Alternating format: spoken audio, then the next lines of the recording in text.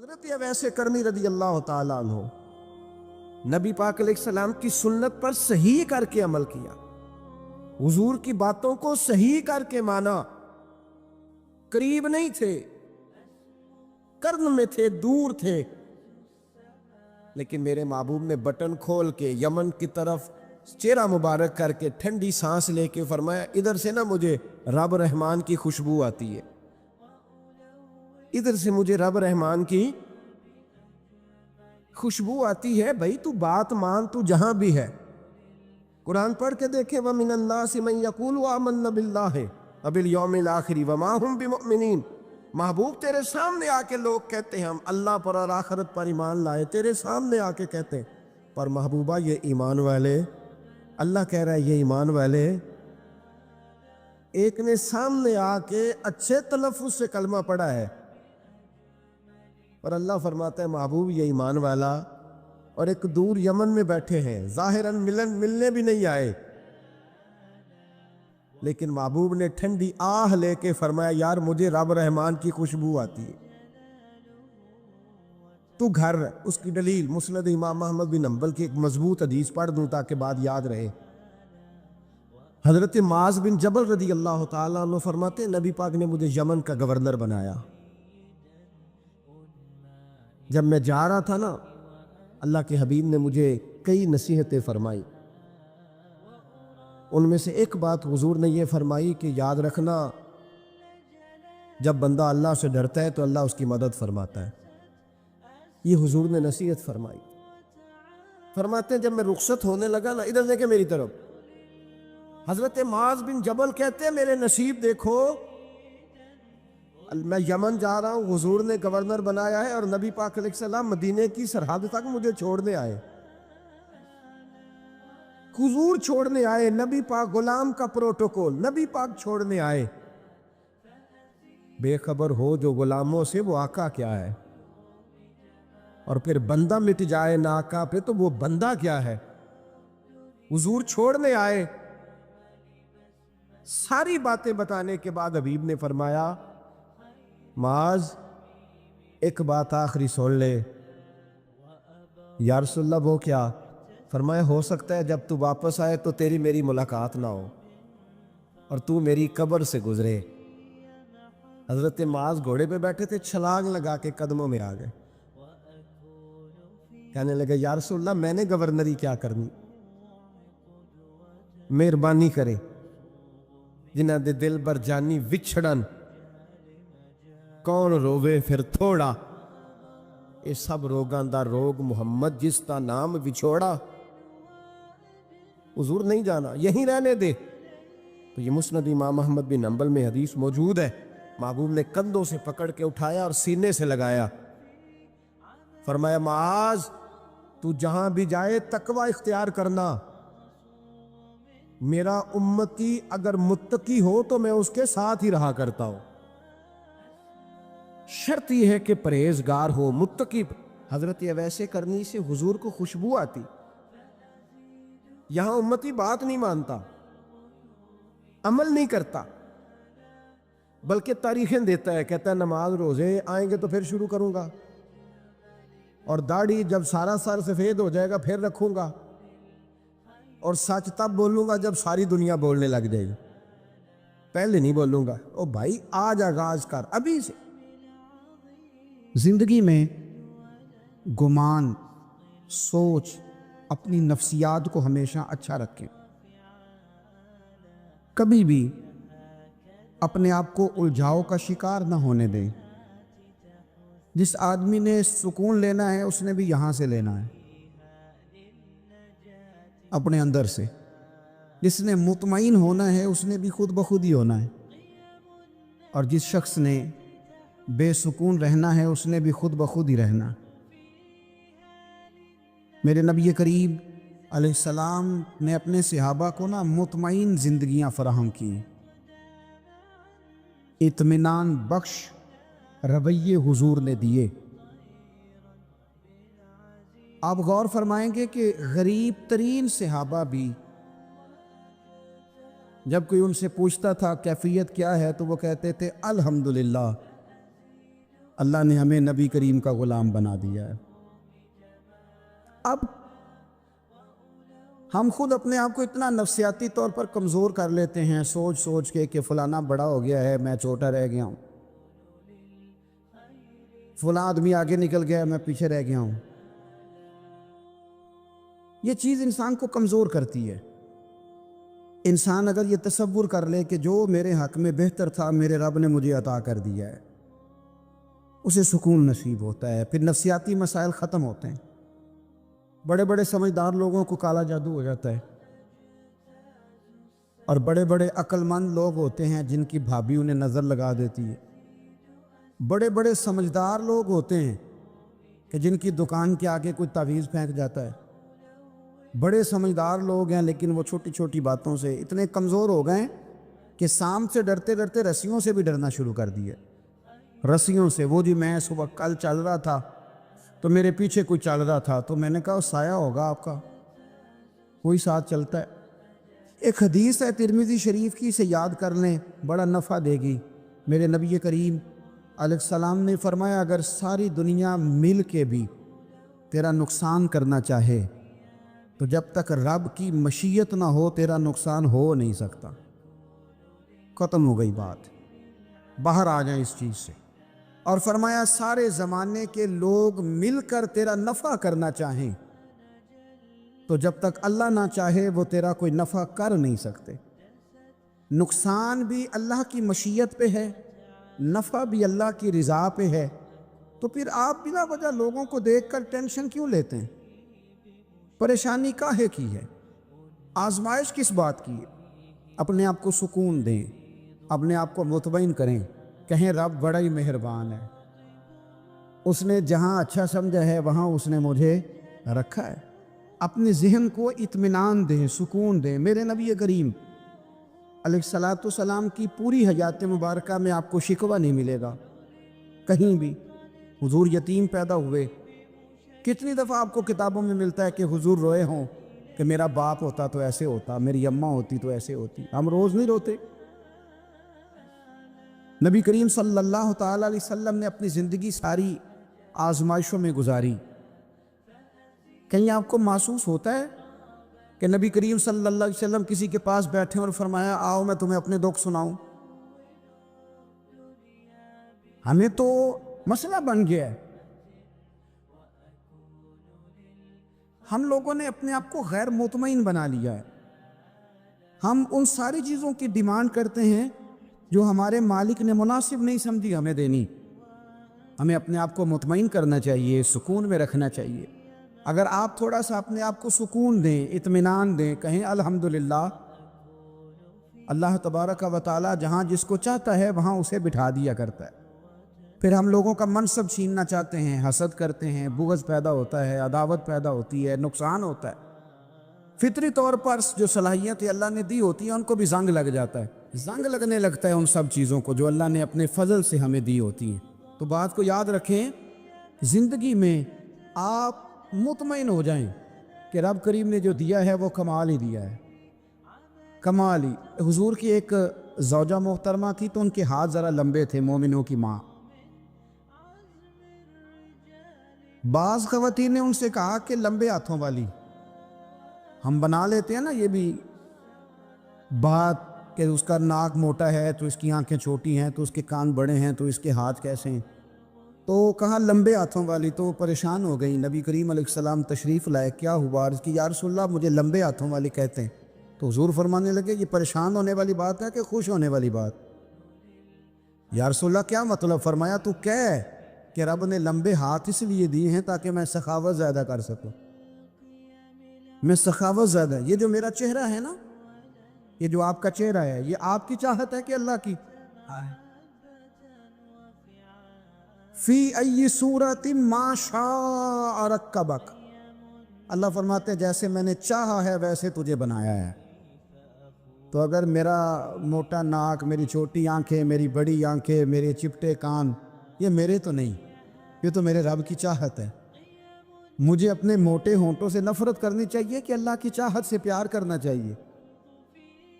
مجھے اپنے کالے رنگ پر پریشان رہنا چاہیے کہ رب کی چاہت پر مجھے پیار آنا چاہیے.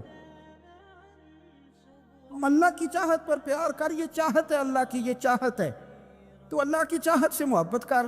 تو پریشان ہو رہا ہے فلانے کا رنگ ہو رہا ہے تو میرا کالا ہے، فلانے کا مکان بڑا ہے تو میرا چھوٹا ہے، فلاں بڑی گاڑی میں کیسے بیٹھ گیا؟ بھئی اللہ نے چاہا تھا بیٹھ گیا. اللہ نے میرے لیے سائیکل پسند کی ہے، مجھے الحمدللہ کہہ کے سائیکل پہ بیٹھنا چاہیے. اس نے پسند کی ہے، اس کی رضا ہے کہ میں یہاں رہوں. وہ ایک بات تو یہ ہمیشہ یاد رکھیں کہ آپ اپنے آپ کو مطمئن کریں، زندگی میں سکون دیں. نفسیاتی طور پر ہم بڑے ڈسٹرب اس لیے ہیں کہ ہم بے سکون رہتے ہیں جان بوجھ کے، وجہ ہی کوئی نہیں. لیکن جب تک زندگی ہے اللہ نے زندہ رکھنا ہے، اور جب وقت آ جانا ہے تو پھر کوئی ہمیں بچا سکتا. تو ٹینشن کس بات کی ہے؟ ڈپریشن کس بات کا ہے؟ ایک بات. دوسری بات یہ کہ دوسروں کی نفسیات کا بھی تھوڑا تھوڑا خیال کریں. ہم پتہ کیا چاہتے ہیں؟ سارے میرے مطابق چلیں، پھر نفسیاتی مسائل پیدا ہوتے ہیں جس میں کوئی شک نہیں ہوتا. لوگوں کا دماغ اس پہ بھی شک کر لیتا ہے، جس میں کوئی شک نہیں ہوتا. ذہن انسانی اس پر بھی شک. نبی پاک بے مثل و بے مثال ہے، لا مثل لہ ولا مثال لہ. حضور کی مثل بھی کوئی نہیں اور مثال بھی ہے ہی کوئی نہیں. اللہ کریم نے محبوب جیسا دوسرا بنائے کوئی نہیں. سمجھنی ہے بات آپ نے. حضور میں شک کوئی نہیں پر ابو جہل نے شک کیا. نبی پاک میں شک کوئی نہیں پر ابو لہب نے شک کیا. حضور میں شک کوئی نہیں پر عتبہ عتیبہ شیبہ ان کا شک آخر تک نہیں گیا. حالانکہ حضور میں کوئی شک دور کرانے بھی آئے تو شک نہیں گیا. ایک دفعہ نہیں، کئی دفعہ، درجنوں دفعہ، 20 دفعہ. ایک ابو جہل کو لے لے، دماغ میں شک تھا، حالانکہ حضور میں کوئی شک نہیں. ایک دن آ کے کہنے لگا کہ بتائیے میری مٹھی میں کیا ہے؟ تو نبی پاک صلی اللہ تعالی علیہ وسلم نے فرمایا اگر میں نے بتا دیا. کہنے لگا اگر آپ نے بتا دیا تو میں کلمہ پڑھ لوں گا. حضور نے فرمایا میں نے بتا دینا ہے پر تو نے کوئی نہیں پڑھنا، بتا دینا. کہ بتائیے. تو حضور نے فرمایا چل سودا کر لیتے ہیں، اگر جو تیری مٹھی میں ہے وہی بتا دے پھر تیرا کیا خیال ہے؟ تو نبی پاک صلی اللہ تعالی علیہ وسلم نے کہا کیا بھئی ابو جہل کی مٹھی میں؟ تو اس کی مٹھی میں کنکر تھے، کنکروں نے کلمہ پڑھنا شروع کر دی. جب کنکروں نے کلمہ پڑھا، پتھر تھے وہ، انہوں نے کلمہ پڑھا. ابو جہل نے وہ کنکر زمین پہ پھینکے، کہنے لگا اوہو تیرا جادو تو پتھروں پہاڑوں پہ بھی چلتا ہے. اب جملہ کہنے لگا ہوں سمجھ لینا. ابو جہل گوشت کا آدمی تھا، کنکر پتھر تھے، پتھر کلمہ پڑھ گئے. گوشت پوشت کا آدمی تھا پر کلمہ، کیونکہ یہاں کیا تھا؟ شک. اس نے آگے نہیں بڑھنے دی. گوشت پوشت کا شخص ہو کے پتھروں سے آگے نکل نبی پاک صلی اللہ علیہ وسلم کی خدمت میں آیا. بلکہ وہ جو یہودی والی روایت ہے اس کے پس منظر میں بھی بعض محدثین نے لکھا ہے، اس کو بھی اسی نے بھیجا. کہنے لگا جاؤ نبی پاک سے جا کے کہو اگر وہ درخت آپ کا کلمہ پڑھے تو میں بھی پڑھ لوں گا. درخت، اب درخت ہوتے تو جاندار ہیں پر کلمے تو کوئی نہیں نہ پڑھتے. درخت سے بھی تو انسانوں سے کلمہ پڑھنے کی بات، اگر درخت پڑھے تو میں پڑھ لوں گا. نبی پاک صلی اللہ علیہ وسلم دور بیٹھے تھے، درخت دور تھا. اور امام سیوطی علیہ رحمہ نے لکھا ہے درخت بھی کیکر کا تھا. نبی پاک صلی اللہ علیہ وسلم نے فرمایا اس یہودی سے کہ تو جا کے درخت کو کہہ کہ تجھے نبی پاک بلاتے ہیں. فرمایا میں گیا تو پھر تم نے کہنا جادو کر کے بلایا ہے. احتیاط بھی کی، ہر چیز آنکھوں کے سامنے رکھی. تو جا کے کہہ کہ تجھے بلاتے ہیں. وہ بندہ گیا، جا کے کہنے لگا، اور امام سیوطی نے اس کو لکھا ہے، کہنے لگے اس نے نبی پاک کا نام بھی نہیں لیا، کیونکہ ابو جہل اینڈ کمپنی کو پتا تھا کہ مصطفیٰ کے نام میں بھی بڑی برکت. خالی نام بھی نہیں لیا. کہنے لگا درخت وہ جو سامنے بیٹھے ہیں نا وہ تجھے بلا رہے. نام نہیں لیا حضور کا. وہ جو سامنے بیٹھے ہیں نا، جاءت لدعوتہ الاشجار ساجدۃ. امام بوصیری کہتے ہیں درخت آیا اور سجدہ کرتا ہوا، زمین چیرتا ہوا آیا. کس طرح آیا؟ پہلے آگے جھکا، پھر پیچھے جھکا، دائیں جھکا، بائیں جھکا. یہاں بھی لکھنے والوں نے لکھا ہے کہ وہ نہ درخت اپنی جڑیں اکھیڑ رہا تھا. جب چلنا تھا نا اس نے حضور کی طرف آنا تھا تو آگے دائیں بائیں ہوا، جڑیں اکھیڑ رہا تھا. لیکن ہمارے استاد جب ہمیں یہ روایت پڑھایا کرتے تھے تو کہتے تھے جڑیں نہیں اکھیڑ رہا تھا. جب اس نے سنا مجھے نبی پاک نے بلایا تو اسے وجد ہو گیا تھا. وہ جھومنے لگ گیا تھا، جھوم رہا تھا. حضور نے مجھے بلا لیا، جاءت نے دعوت الاشجار ساجدہ. تو درخت آیا، اس نے آ کے نبی پاک کو سجدہ کیا. لکڑی کا بنا ہوا درخت ہے. سجدہ کیا. سجدہ کرنے کے بعد درخت اٹھا اور اٹھ کے اس نے نبی پاک کا کلمہ پڑھا. وہ جس کو ابو جہل نے بھیجا تھا نا، یہودی، وہ درخت کی حالت دیکھ کے کلمہ پڑھ گیا. وہ کلمہ پڑھ گیا، لیکن یہی بے ایمان کہنے لگا، ہوئے ہوئے ان کا تو درختوں پہ بھی جادو چلتا ہے. لا ریب فیہ، شک قرآن پاک میں، لیکن اگر بندے کے دماغ میں ہو اس کا علاج ہے کوئی، ادھر ہی شک بیٹھ جائے. کوئی سادی مثال دیتا ہوں کہ سامنے دیوار صاف ہو لیکن گرد اگر آئینے پہ پڑی ہو. دیوار صاف کرنی چاہیے کہ اینک کا شیشہ صاف کرنا چاہیے؟ ساری زندگی لوگ دیوار صاف کرتے گزار دیتے، ساری زندگی تراش خراش کرتے اپنی مرضی کی پینٹنگ کرتے گزار دیتے ہیں، پر اپنی آنکھ کی پتلی صاف نہیں کرتے. آنکھ کی پتلی صاف نہیں کرتے. کسی نے حضرت رومی سے کہا تھا، حضور دنیا میں کوئی اچھا ملتا نہیں. فرمانے لگے تھوڑا رونا شروع کر تاکہ تیری پتلیاں وضو کر لیں. وضو کر لیں، وہ انہیں پتہ چل جائے کہ کتنے صاف ستھرے لوگ دنیا میں پائے جاتے. تو بھائی شک، ابو جہل پھر آ گیا، کہنے لگا اگر آپ چاند کے 2 ٹکڑے کر دیں تو میں کلمہ پڑھنے کو تیار. اچھا یہاں بھی بڑی مزے کی بات ہے. اللہ نے پہلے کہہ دیا نبی پاک کو کہ ان الذین کفروا سواء علیہم انذرتہم ام لم تنذرہم لا یؤمنون. محبوب یہ جن کی قسمت میں کفر ہے نا، آپ انہیں ڈرائیں چاہے نہ ڈرائیں، یہ ایمان نہیں لائیں گے. کنکروں نے بھی کلمہ پڑھ لیا، درختوں نے بھی پڑھ لیا، سارا کچھ ہو گیا، اور اللہ نے بھی کہہ دیا کہ محبوب اس بے ایمان نے کلمہ نہیں پڑھنا. پر حضور نے فرمایا یہ پڑھے نہ پڑھے ہم نے میدان نہیں چھوڑنا. جتنی دفعہ آئے گا نا ہم اسے ضرور معجزہ دکھائیں، جتنی دفعہ آئے ہم کیوں میدان چھوڑ. آگے کہنے لگا دی اگر چاند کے 2 ٹکڑے کر دے تو اقتربت الساعۃ وانشق القمر. تو نبی پاک صلی اللہ علیہ وسلم نے انگلی کا اشارہ کیا. چاند 2 حصوں میں بٹا. کوہ صفا ایک پہاڑی تھی مکے میں، آدھا ٹکڑا پہاڑی کی اس جانب ہوا، آدھا اس جانب. یعنی وضاحت کی اللہ کریم نے کہ ایسے نہ ہو کہ یہ کہہ دی وہ تو ایسے بالکل شک ہوا تو مل گیا، پتہ نہیں میری آنکھوں پہ جادو ہو گیا، ملا ہے کہ نہیں ملا. جب ٹوٹا تو حدیث پاک میں آتا ہے کہ آدھا چاند کوہ صفا کی ادھر گیا اور آدھا تو پہاڑی تھی، چاند نیچے آیا، پہاڑی کے گرد گھوما، آگے جا کے ملا. یعنی وقفہ دیا گیا باقاعدہ دیکھنے کا، سمجھنے. پوری دنیا میں جتنے لوگ اس وقت چاند دیکھ رہے تھے، ہندوستان تک روایتوں میں ملتا ہے کہ لوگوں نے گواہی دی کہ ہم نے چاند ٹوٹتے دیکھا ہے. زمانہ مان گیا، لوگوں کی چیخیں نکل گئیں، لوگ قدموں میں گر گئے. پر وہ جس کے دماغ میں شک تھا نا وہ نہیں مانا. شجر و حجر پہچان گئے پر انسان کی نظروں میں شک ہی رہا. دنیا میں سب سے مجبور، کمزور، بزدل، کم فہم بندہ وہ ہے جس کے دماغ میں شک ہے. سب سے کم فہم آدمی، اس کی فراست روحانیہ زیرو ہے، وہ ایک ناکام شخص ہے. اس کو کسی پہ بھی شک پڑ جائے، کسی پہ بھی. ہم نے دیکھا ہے جو عورت اپنے مرد پہ شک کرنے لگ جاتی ہے اس گھر کا کوئی علاج ہی نہیں ہوتا. جو شکوہ کرتی ہے روٹی کا، پیسوں کا، وہ کسی دور میں مسئلہ اس کا حل ہو جاتا ہے.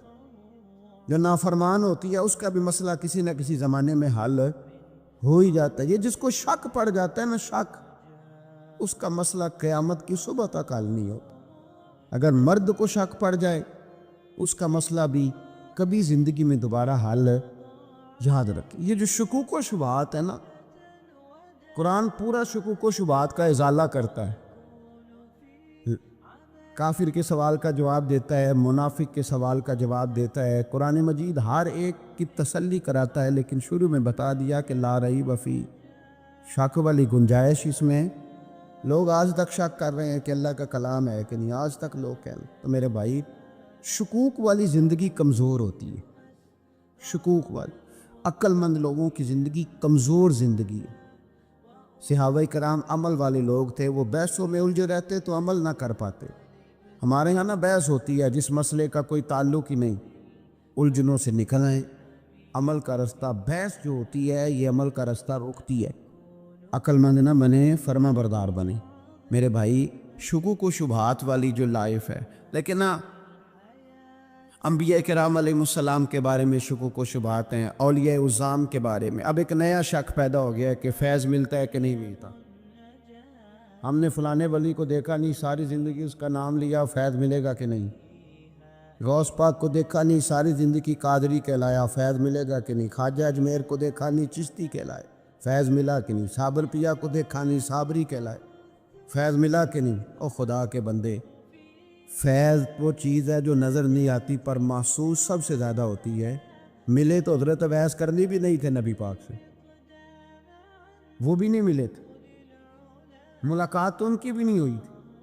क्या कहोगे, मुलाकात नहीं हुई, लेकिन फ़यूज़ व बरक़ात का ये आलम है कि मेरे महबूब ने फरमाया वो दुआ करेगा तो अल्लाह मेरी उम्मत की बख्शिश फरमाएगा। तो आप, हमारे सूफिया में एक सिलसिला अवैसिया है, सिलसिला अवैसिया में अक्सर मुलाकात नहीं होती, अक्सर नहीं मुलाकात होती बगैर देखे ना, आप जब किसी का नाम जपते हैं, जब किसी का नाम लेते हैं, जब उसी का जिक्र करते हैं, जब उसी के तज़किरे में रहते हैं, तो अल्लाह तबारक व तआला के ये जो कामिल लोग होते हैं ये मुतवज्जो हो जाते हैं, उनकी तवज्जो होती है। और ख़ुद सरकार ने फरमाया, दो आपस में मोहब्बत करने वाले, एक मशरिक में एक मगरिब में, क़यामत के दिन अल्लाह दोनों को जन्नत में इकट्ठा फरमा देगा। ये क्या बात हुई कि हर बात में शक करना कि जी वो फलाने से मुलाकात ही नहीं हुई। तो किस तरह भाई, मुलाकात एक अलग चीज़ का नाम है, मुलाकात एक अलग शय का नाम है। और फ़यूज़ व बरक़ात एक, अल्लाह से मुलाकात हुई है, रिज़्क़ देता है कि नहीं, ज़िंदगी देता है, सारी चीज़ें देता है, तो मुलाकात तो कोई नहीं करता।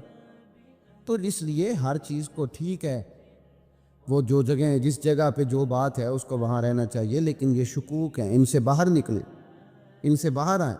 और या अल्लाह का जो फैज़ान है, उनकी जो मोहब्बत है, उनके जो तरीक़े, हज़रत सुलेमान बिन बशार रहमतुल्लाह अलैह एक बुज़ुर्ग गुज़रे हैं, वो कहते हैं मेरे पास, मैं बड़ा खूबसूरत था, जवानी में दीन की थोड़ी सी खिदमत करता था, तो एक औरत आ गई।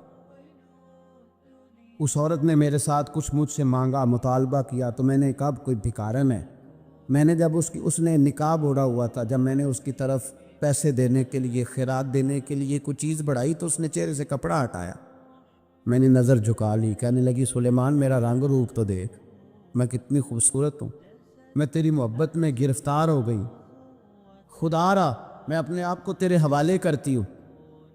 आप फरमाते हैं जब उसके नीयत और इरादे में और लफ्ज़ों में मैंने फतूर देखा, तो मैं अस्तग़फ़िरुल्लाह पढ़ता वहाँ से भाग गया।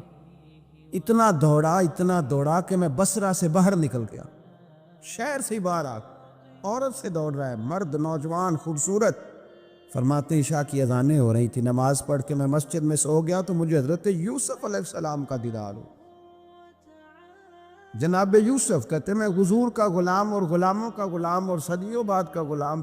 तो जनाब यूसुफ़ अलैहिस्सलाम मेरी ख्वाब में आए और कहने लगे उठ जवान, मेरे सीने से लब, यार तूने तो नबी पाक का उम्मती हो के वो काम किया है जो मैंने नबी हो के किया था। अब काम हज़रत यूसुफ़ वाला किया था ना, तो सदियों और सालों और महीनों का फासला बन सका। तो वो आ गए। मसला ये है कि शुकूक व शुबहात वाली ज़िंदगी नुकसान देती है। हज़रत हमारे सिलसिला मुक़द्दसा में एक सिलसिला अलविया है जो आला हज़रत फ़ाज़िल बरेलवी को हासिल था। शेख अब्दुल अज़ीज़ साहब मुहद्दिस दिलवी रहमतुल्लाह तआला अलैह ने बड़ा लिखा मौला अली की शान पे, हज़रत अली पे कलाम, उनका ज़िक्र, उनके तज़किरे इस कदर फ़ना हो गए कि हर वक्त ज़िक्र अली करते। फरमाते मुझे ख्वाब में हज़रत अली का दीदार हुआ, उन्होंने मुझे बैत फरमाया और मुझे अपने सिलसिला मुबारका में इजाज़त दी। तो शाह साहब रहमतुल्लाह अलैह फरमाया करते थे कि मैंने वो बहुत कम लोग हैं जिनको फिर उनमें बैत फरमाया जाता है, थोड़े चंद लोग, और उनको सिलसिला मुबारका में उसमें चंद लोग हैं। आला हज़रत के बाद शाह रसूल है, शाह रसूल के बाद शाह अब्दुल अज़ीज़ मुहद्दिस दिलवी, वो डायरेक्ट मौला अली शेर खुदा से बैत। तो मतलब ये है कि काम शुकूक व शुबहात से निकलें। कुरान ने कहा ला रईब फी, कुरान में शक, अलबत्ता व इन कुंतुम फी रईबिम मिम्मा नज़्ज़लना अला अब्दिना, बंदे कुछ शक करते हैं, अगर उन्हें शक हो तो वो इस तरह करें कि फ़ातू बिसूरतिम मिन मिस्ली, फिर इसकी मिसल एक صورت لے کے آئیں، اور وَادْعُوا شُهَدَاءَکُم مِّن دُونِ اللَّہِ إِن كُنتُمْ صَادِقِینَ، سارے بے شک اپنے حمایتی بلا لیں اگر وہ سچیں، شک والی دنیا سے باہر نکل آئیں، حقیقت والی دنیا کو قبول کریں۔ شکوک و شبہات کا ازالہ نہیں ہوتا، شک دوسرے شک کو جنم دیتا ہے، نقص دوسرے نقص کو جنم دیتا ہے، غلطی دوسری غلطی کو جنم دیتی ہے۔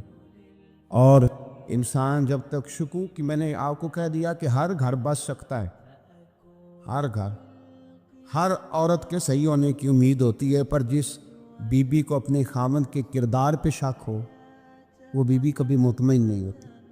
ہر گھر بس جاتا ہے، لیکن جس خامند کو اپنے بیوی کے کردار پہ شک ہو جائے اس کا کبھی اس کے ساتھ سلوک مخلصانہ۔ شکوک والی زندگی بیماروں کی زندگی ہے، شکوک والی زندگی بیماروں کی زندگی، کمزوروں کی زندگی، بزدلوں کی زندگی۔ اس لیے حقیقت والی چیز جب تک آپ کے پاس کوئی چیز کلیئر ہو کے نہیں آتی، شریعت اسلامیہ نے بہتان کی سزا رکھی ہے 80 کوڑے۔ پتہ ہے آپ کو؟ جس نے ایسے ہی بہتان لگا دیا، دلیل ہی کوئی نہیں، ایسے ہی کہہ دیا کہ جی وہ مجھے شک ہے، جی انہوں نے ایسے کیا ہے، فرمایا اسے کوڑے مارو۔ شک کی بنیاد پر بہتان ترادی کرتا ہے، کوڑے کی سزا رکھی، 80 کوڑے مارو اس ظالم۔ یہ شک کر رہا ہے اس کو جب اس کے پاس دلیل ہی کوئی نہیں۔ یہاں بڑے بندے ہیں بات کر دیتے ہیں، کہتے ہیں جی وہ ایسا ہوا ہوگا، میں نے ایسا دیکھا تھا، ہوگا، کیا تھا، ممکن ہے۔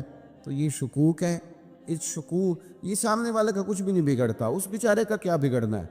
یاد رکھیں، بڑی خوبصورت بات یہاں حضرت عبداللہ ابن مسعود کی، آپ فرمایا کرتے تھے جب کسی بندے پر بندے شک کرتے ہیں اور ناجائز شک کرتے ہیں، اللہ اس کی عزتوں میں اضافہ فرما دیتا ہے، اللہ اس کی شان عطا کرتا ہے۔ اپنی زندگی کو بیماریوں سے نکالیں، یہ روحانی بیماری ہے شک، اس سے باہر آ رہے۔ یہ ظلم ہے، اولیاء پہ بھی شک، صوفیاء پہ بھی شک، علماء پہ بھی شک، ہر بندے پہ شک، کوئی صحیح نہیں، سارے غلط، میں اکیلا صحیح۔ اس شک سے باہر آ جائیں، یہ نفسیاتی مریض بنا دے گا، بے سکون کرے گا، بے قرار کرے گا، اور ایک وقت ایسا آئے گا کہ بے وقار کرے گا، آدمی کو رسوا کرے گا۔ نبی کریم علیہ السلام کے پاس ایک نوجوان داخل ہوا، اندر داخل ہوتے ہی اس نے فٹافٹ ایک بات کر دی، کہنے لگا یا رسول اللہ مجھے زنا کی اجازت دے دیں، میرے جذبات بہت بھٹک گئے، میں روک نہیں سکتا۔ ہمارے ہاں ہمارے گھر میں کوئی فون کرے تو ہم غیرت مند بن جاتے ہیں، میری غیرت کو گوارا نہیں کہ کوئی میرے گھر میں فون کرے، اور اگر میں کسی کے گھر میں فون کروں تو پھر غیرت کدھر گئی؟ پھر بھی آپ غیرت مند نہیں صاحب، پھر بھی آپ غیرت مند نہیں۔ اگر آپ کسی کے گھر فون کرتے ہیں آپ غیرت مند نہیں، تو یاد رکھیں اگر آپ یہ حرکت کر رہے ہیں تو پھر آپ کو بھی تھوڑا احساس ہونا چاہیے نا۔ نبی کریم صلی اللہ تعالیٰ علیہ وسلم سے اس نے کہا مجھے زنا کی اجازت دے دے، حضور فرمانے لگے آگے آ جاؤ۔ حضرت عمر کہتے ہیں مجھے بڑا غصہ تھا، میرا دل کر رہا تھا اٹھوں اور 2 تھپڑ ماروں اسے، طریقہ ہے بات کرنے کا۔ حضور نے بلایا، پاس بٹھایا، تھپکی دی، فرمایا ایک بات تو بتا، تیرے سوال کا جواب پھر دیتا ہوں، ایک بات تو بتا۔ یا رسول اللہ صلی اللہ تعالی وسلم ارشاد فرمائیے، حضور فرمانے لگے تو پسند کرتا ہے کہ تیری بہن کے ساتھ کوئی زنا کرے؟ پسند کرتا ہے تو کہ تیری بہن کے ساتھ کوئی زنا کرے؟ کہنے لگا حضور میں بات بھی سننا پسند نہیں کرتا۔ تیری بیٹی کے ساتھ؟ کہنے لگا حضور زبان اس کی کھینچ لوں گا جو یہ بات کرے گا۔ کہا تیری ماں، تیری پھوپھی، خالہ کا؟ حضور خبردار، کسی بندے کو میں اجازت نہیں دوں گا۔ تو رسول کریم فرمانے لگے جس سے تو زنا کی اجازت مانگ رہا ہے وہ بھی تو کسی کی بہن ہے نا، وہ بھی تو کسی کی بیٹی ہے۔ جو غیرت، جو حمیت یہ اپنے گھر کے بارے میں آتی ہے وہ دوسرے کے بارے میں کیوں نہیں آتی؟ جب نبی کریم نے اس نوجوان کو اس کے مزاج کے مطابق سمجھایا تو اس کی آنکھوں میں آنسو آ گئے، عرض کرنے لگا یا رسول اللہ صلی اللہ تعالیٰ علیہ وسلم، حضور زنا کی ارادہ تو ایک طرف، آج کے بعد میری زبان پر اس کا نام بھی نہیں آئے گا۔ آپ سامنے والے کی نفسیات کو دیکھیں، ہم لوگوں کی ذہن کے مطابق اترنے کو تیار نہیں، بس سارے میرے مطابق چلیں۔ یہ تو بات کو پیشوا کرے گا، مقتدا کرے گا، وہ بھی سمجھائے گا۔